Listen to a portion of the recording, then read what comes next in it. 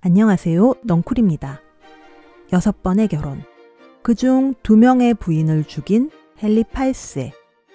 두 번째 부인 엠블린과 결혼하기 위해 국교도 바꾸고 20여 년간 살았던 부인도 버린 헨리 8세였지만 그렇게 요란스럽던 사랑은 천일도 못 가 식어버렸고 결과는 비참한 죽음이었습니다.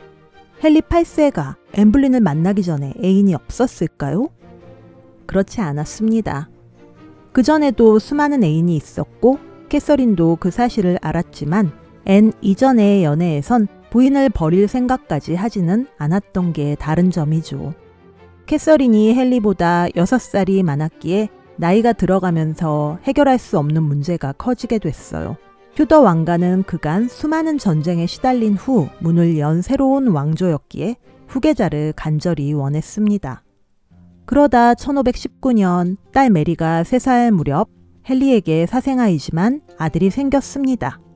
이 아이에게 자신의 이름을 따서 헨리, 성은 왕의 아들이란 뜻의 피츠로이를 하사했습니다.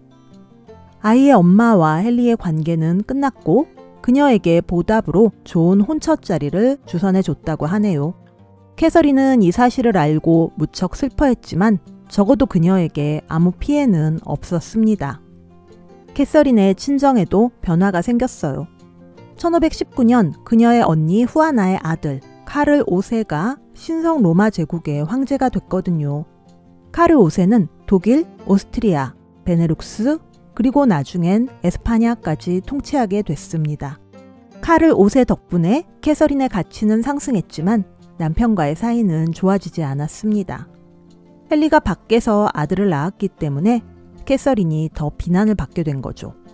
넝쿨은 영화 천일의 스캔들을 보고 엠블린의 자매 메리 블린도 헨리 8세의 정부였음을 알게 됐습니다. 옛날 여인들인지라 누가 언니고 동생인지 기록이 정확하지는 않다고 하네요. 두 자매는 헨리 8세의 누이 메리 튜더가 프랑스로 시집갈 때 시녀로 동행했었습니다. 엠보다 메리 블린이 먼저 헨리 8세를 만났고 시기는 헨리 피츠로이가 태어난 후였습니다. 메리 블린이 왕의 시종 윌리엄 캐리와 결혼했을 때 왕은 그녀의 결혼식에 참석해서 축의금을 낸 기록도 있습니다. 1524년 메리 블린이 사내아이를 낳았고 누구 보란 듯이 이름을 헨리라고 지었지만 헨리는 이 아이를 자신의 아이로 인정하지는 않았습니다. 어쨌든 메리는 유부녀잖아요. 왕은 왕실 선박에 메리 블린이란 이름을 지어줄 정도로 그녀를 아꼈지만 아기 헨리가 태어난 후 두 사람의 관계도 깨졌습니다. 이 무렵 캐서린은 더 이상 아이를 낳을 수 없는 상태가 됐다고 합니다. 처음엔 사생아인 헨리 피츠로이가 후계자의 물망에 올랐습니다. 보통 이런 경우 정통성을 따지면서 전쟁이 났지만 강한 왕권으로 밀어붙일 생각이었죠. 헨리 피츠로이를 리치몬드와 서머싯 공작에 명했습니다. 적자였던 메리 공주와 결혼시킬 계획도 세웠어요. 역시 근친 간의 혼인이 혼인무효 사유인 건 넌센스네요. 캐서린은 이 모든 것에 반발했지만 참아낼 수밖에 없는 상황이었습니다. 시시각각 달라지는 국제정세도 그녀에게 전혀 도움이 되지 않았습니다. 헨리는 프랑스와 동맹을 맺었고 카를 5세가 로마를 침략한 것을 비난했습니다. 그러면서 자신에게 적자인 아들이 없는 이유가 신의 뜻을 위배해서가 아닌지 누구든지 형제의 아내를 데리고 살면 그들에게 자식이 없으리라 레위기의 구절을 떠올렸습니다. 그는 1527년부터 이 문제를 공식적으로 거론하며 캐서린과의 혼인을 무효로 돌리려고 시도했는데요. 이게 결혼 생활 내내 마음에 걸렸었다고는 하지만 언제부터 그런 생각을 했는지는 알 수 없는 일이죠. 하지만 왜 갑자기 이런 적극적인 행동을 시작했는지는 충분히 알 수 있습니다. 헨리 8세와 엠블린이 연애를 시작한 것이 1526년부터였거든요. 엠블린은 잉글랜드 역사상 평민으로서는 두 번째로 왕비에 오른 인물입니다. 첫 번째 평민 왕비는 에드워드 4세의 부인 엘리자베스 우드빌이었어요. 런던탑에서 사라진 가여운 왕 에드워드 5세의 어머니이자 헨리 8세의 외할머니입니다. 엠블리는 대단한 용기와 담대함을 지닌 여장부였고 이것으로 헨리 8세를 사로잡았지만 왕비에게 요구되는 틀에 박힌 역할에 참으로 안 맞았기에 비극을 맞게 된 여인이었습니다. 엠블리는 자매인 메리가 버림받는 경우를 보았기에 헨리 8세와 연애에 있어 신중했습니다. 앤의 매력은 그녀의 패션 센스와 지성에 있었는데 파리에서도 그녀는 단연코 돋보였다고 해요. 글래머러스한 여성을 선호하던 당시 분위기와 달리 빼빼 마르고 창백한 안색이었지만 세련미와 지성, 위트로 그녀는 어디서나 최고의 인기를 누리는 당대의 뮤즈였습니다. 프랑스에서 8년간 체류 후에 돌아와서는 캐서린 왕비의 시녀가 됐어요. 엠블린의 인기는 여전했고 왕은 메리를 만나면서 동시에 그녀도 좋아했던 것 같습니다. 메리와 완전히 끝낸 후엔 아예 노골적으로 앤에게 치근덕거렸죠. 앤은 정부가 되기를 거부했습니다. 아들을 낳고도 버림받는 것이 정부라는 것을 봤으니까요. 그녀가 원하는 것은 오로지 정식 부인인 왕비가 되는 것이었습니다. 헨리 8세는 성경의 레위기 구절을 상기시키면서 캐서린에게 이혼을 요구했습니다. 캐서린은 당연히 이를 거부했고 몇 년간 혼인 무효를 다투는 지루한 공방전이 계속됐습니다.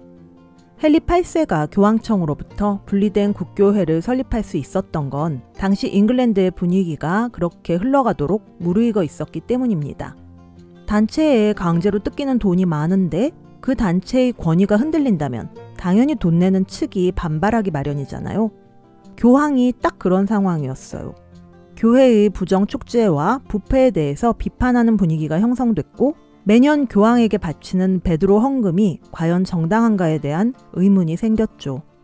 당시 대법관은 유토피아를 쓴 토마스 모어였는데 나중에 그는 왕과 반목하여 처형당하게 됩니다. 헨리 8세는 스스로 영국 국교회의 수장이 됐고 왕비 캐서린을 궁에서 쫓아냈습니다.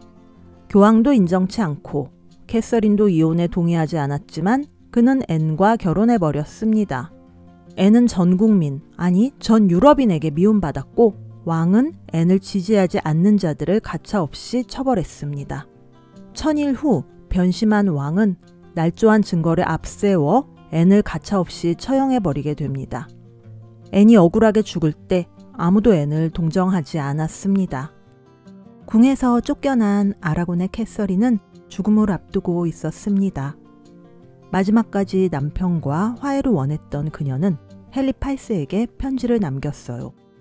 내 왕이시여 사랑하는 남편에게 당신의 모든 죄를 용서하겠어요. 우리 딸 메리에게 좋은 아버지가 되어주세요. 내 눈길이 당신을 지켜보고 있다는 거 잊지 마세요. 왕비 캐서린. 헨리 8세는 그녀를 죽은 형의 부인이란 의미로 미망인 공주라고 불렀지만 캐서린은 마지막까지 헨리 8세의 왕비로서 죽었습니다. 엠블린을 억지로 왕비로 만들면서 몇 년간 숙청에 피바람이 몰아쳤습니다. 왕이 계승법을 바꾸고 그것에 동의하지 않는 사람들을 색출해서 처형했습니다. 난 왕의 종이기에 앞서 신의 종이다. 대법관 토머스 모어가 처형당하기 전에 남긴 마지막 말입니다.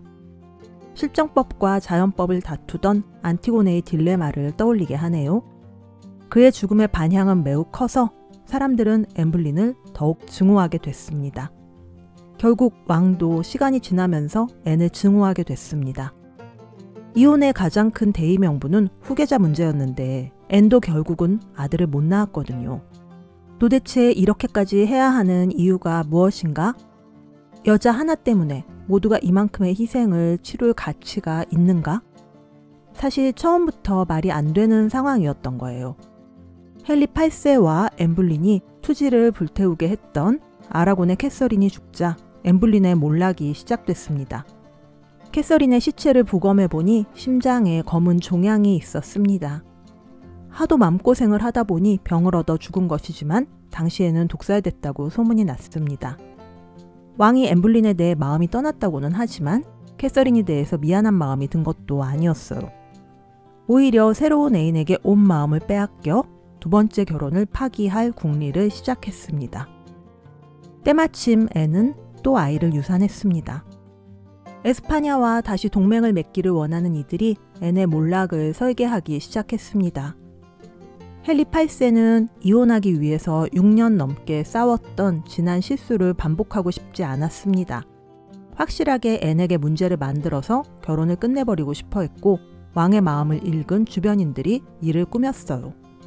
앤을 왕비로 만드는 데 앞장서서 헨리 8세의 신임을 얻은 토머스 크롬웰은 이번에는 앤을 간통죄로 몰아가는데 앞장섰습니다. 앤은 20가지 이상의 범죄 혐의로 기소되어 법정에 섰습니다. 시종의 대다수가 그녀의 정부로 지목됐고 사실 확인이 불가능한 수많은 죄목들이 열거됐습니다. 동생 조지 블린과 3년째 근친 상간이 진행 중이라는 죄도 있었습니다. 앤이 정부와 모의해서 왕을 시해하려 했다는 내용도 추가됐습니다. 앤이 캐서린 전 왕비를 독살했으며 그녀의 딸 메리의 독살을 시도했다는 죄목도 추가됐습니다. 26명의 재판관 모두는 그녀에게 유죄를 선고했습니다. 그녀의 동생 조지 블린도 만장일치로 유죄 판결을 받았습니다.